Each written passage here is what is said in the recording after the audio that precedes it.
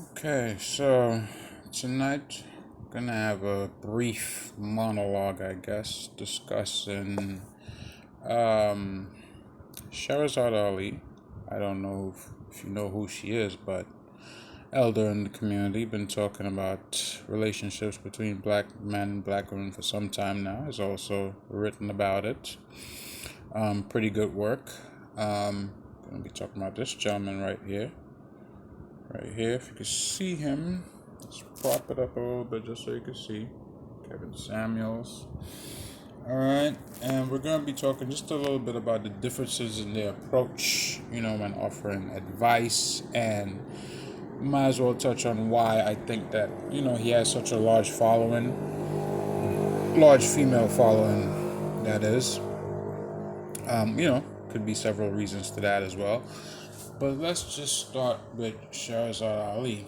Now, I have this guy's picture up here because I was watching something on my phone, and his video came up as a suggestion because of what I was watching. It's of course related to Kevin Samuels, so that's why it came up.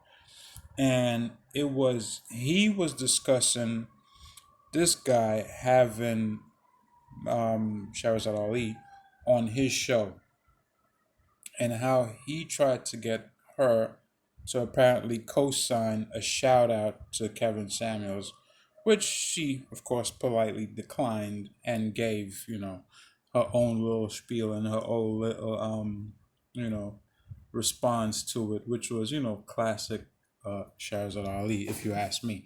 And as I said, if you don't know who she is, it's her name right here, Shahrazad Ali. Look her up on YouTube, man. Look her up. She has great advice to offer. She's very well spoken. Obviously a seasoned veteran in her area, and you could learn a lot from her, as you can from most of the elders, which are veterans and properly educated, and they have wisdom to offer under their belt. Not all, but some of them do.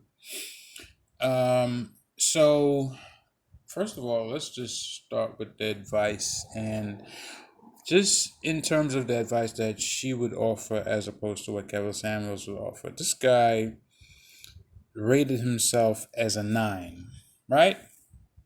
This gentleman right here rated himself as a 9.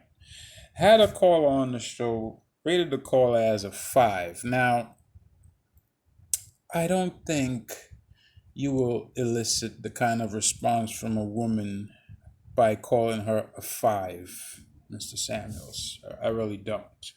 And I understand that, women wear their wigs, weaves, crazy eyelashes, which I do not like at all. The makeup and, the fake boobs and the Brazilian butt lifts, and those that are getting the butt injections, and it's too much to go. It's a litany of things that women in general out here doing. Not just black women. There's white women doing it as well. But we're not really discussing white women per se. Discussing black women. Yeah. I mean, you look on social media, they have their titties hanging out, their butt hanging out, their you know everything just out there. And what can I say? This is the age that we're in. I mean, look at the the kind of stuff you're seeing at the music shows or the award shows these days with Lil Nas X. So it's it's terrible. But let's move forward. I mean, I digress. So as I was saying, he rated this woman as a 5, which I think was inappropriate. But even worse than that, there was a caller that said she had a relationship with a woman. They were intimate once. She told her man, and of course, things blew up in her face. His response to her was that she should have lied and taken it to her grave. That was his response, Mr. Samuels. And I think that is terrible advice. Okay? Terrible. And I don't care if it's male or female. Obviously, if it's a woman stepping out on her husband with another man, then it is worse and riskier than stepping out with a woman, but it's the same, because you stepped out either way, you know. But so what if it was a guy? What would you have said then? I mean, if your woman stepped out on you, Mr. Samuels, okay, and was all into this guy, the guy decided to pull off a hat trick on her on that night, and she comes back home to you, you're gonna be hat trick, mind you. You're gonna be kissing this woman in the mouth, possibly having, intimate relations with her, and you don't want to know about that. That's nasty. That's disgusting. I wouldn't want to do that. I would want to know so that I could keep away and, get this person out of my life. And these are the kind of things that end up on Maury and these other shows where, people have been sleeping around, they're lying, they're not being honest. Next thing you know, they have no idea who the father of their child is. It's one person, they're 1,000%. It's not this guy, then it's another person, they're 1,000%. It's not that guy either. Then it's somebody else. And, that's how it goes. So these are how these things happen because people are lying. But your advice was that this woman should lie and take this to her grave. Now, I don't know why he has so many followers. Maybe because he looks older. Maybe because he dresses nice. Maybe because a lot of women have daddy issues. Father wasn't around because, in our community, that's one of the things that is prevalent. People are in public housing. Fathers are out of the home. Fathers are in prison. Fathers have run off with another woman. All kinds of things. So it could be a litany of reasons. Okay, I don't know that the advice that he's offering, I mean, based on the few, clips that I've seen, that everything is 100. Obviously, he says things that I think any sane person would say. You know, Women are spending all this money on how they look. If you're working, you have a job, you're so-called independent, you can afford it. Okay, fine, whatever. Let's say you're not working. Let's say you're living in public housing. Let's say you live in an apartment building. You don't have your own property. These are not things that you want to throw money at. You're spending money on hair and wigs and weave and lashes and these ugly long nails and manicures and pedicures and augmentations of all sorts. Do you have any money invested in the stock market? Do you have any money in your Roth IRA? Okay. No, let's not even talk about emergency account. Do you have your passport up to date? Do your kids have their passport? Do you have emergency food in the house? Because we just went through a situation where, there are places that had food shortages.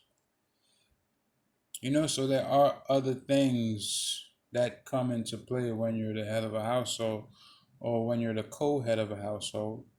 Because, in relationships, you have to meet halfway. And when I say halfway, I don't mean necessarily 50-50, because let's be honest, sometimes somebody's going to have to put more than 50 in.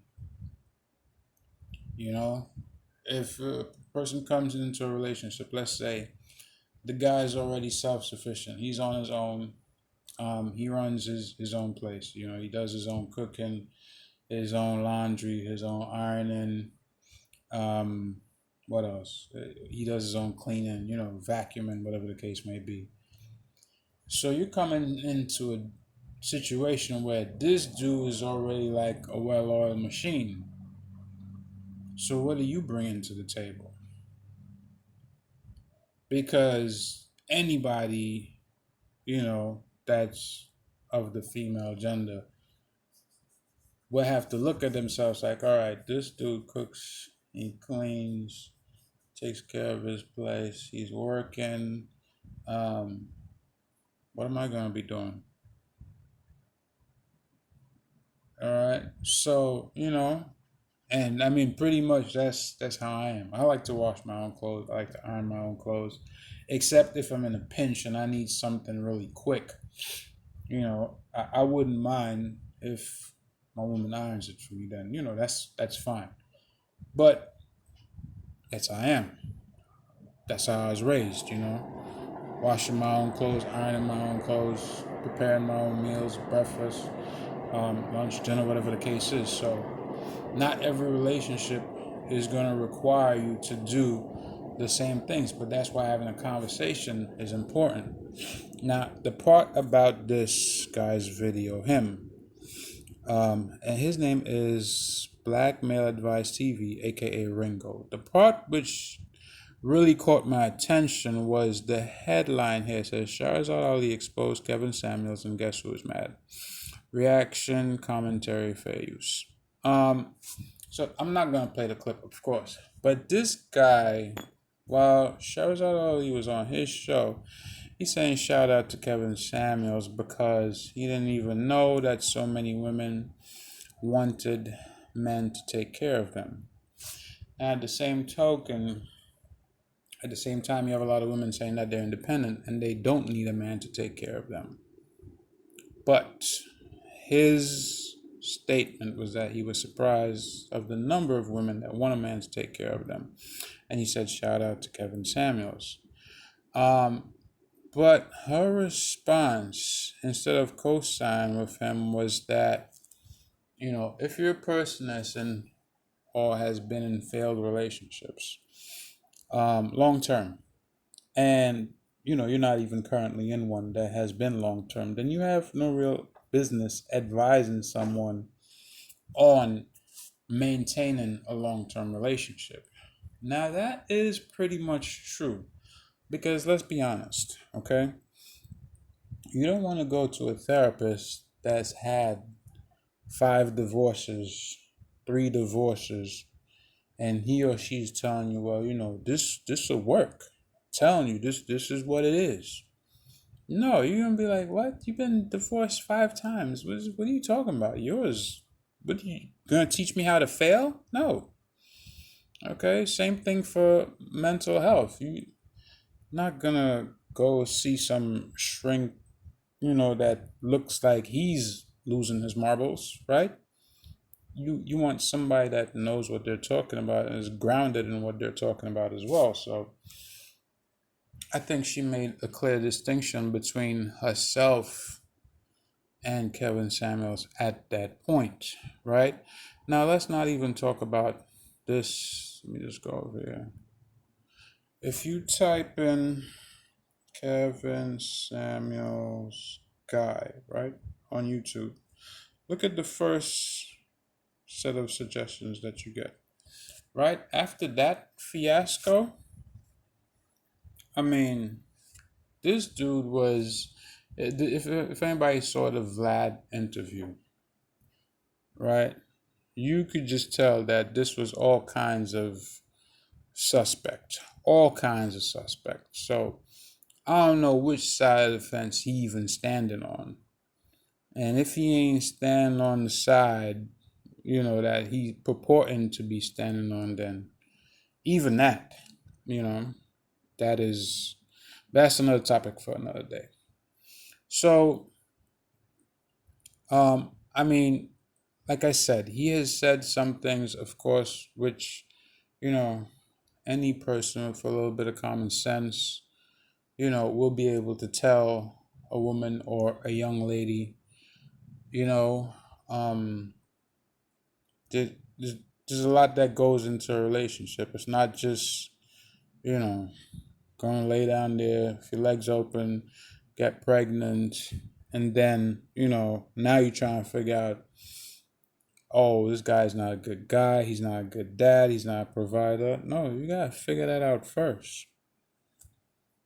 Oh, he don't have a job. No, you had to figure that out first. And don't get me wrong, sex is good, sex is great, but you don't just go, you know, jumping in there, let people jump up and down inside of you willy nilly. You know, you got dudes in the city, 40 years old, late 30s and late mid to late 40s, going into these what do you call it? These clinics, asking if they're doing free STI testing and if they can pay cash because they don't want to use their insurance. And I'm sitting in there looking at these guys like, bruh, you serious? You're 40 something years old and you have an STD. What are you doing? Or like almost 36, 37, 38, 39. You know, coming in for STI testing. So undoubtedly things are, you know, and this is across color lines as well. These people that I'm talking about. But speaking of the black community in general, there's a lot of repairing that needs to be done, and we need to sit down and have that discussion. Because when you come together, what you're really creating is a corporation.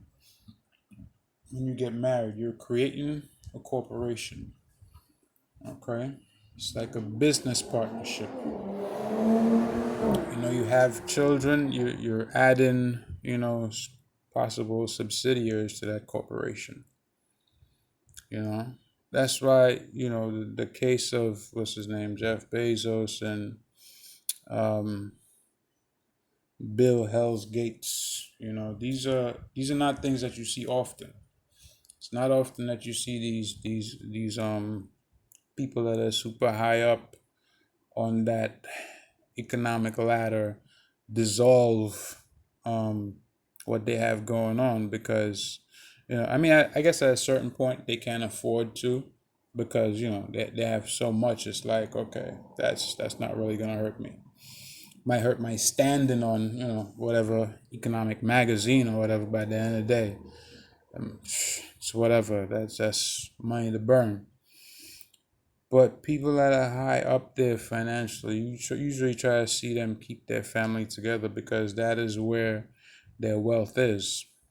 It's that communal type of thing where, this is the family business. Even, in the hoods, you see it with the Arabs. They got the kids working in the store from a young age. You know, you see them bringing the young cousin or the young son in there. He like 10 years old behind the counter. You're like, ain't this kid supposed to be in school or whatever? Like, nah, he can work. Obviously he's there working for free, but they teaching him, what's the price of this? What's the price of that? Because he gonna be part of that business. So, I think we ourselves need to have that mentality. And as I said, have open conversations with each other about where we're trying to go, what we're trying to accomplish, and if we have a good head on our shoulders, then we can actually accomplish something together. And that's my take. I hope you like, comment, share, and subscribe, and peace.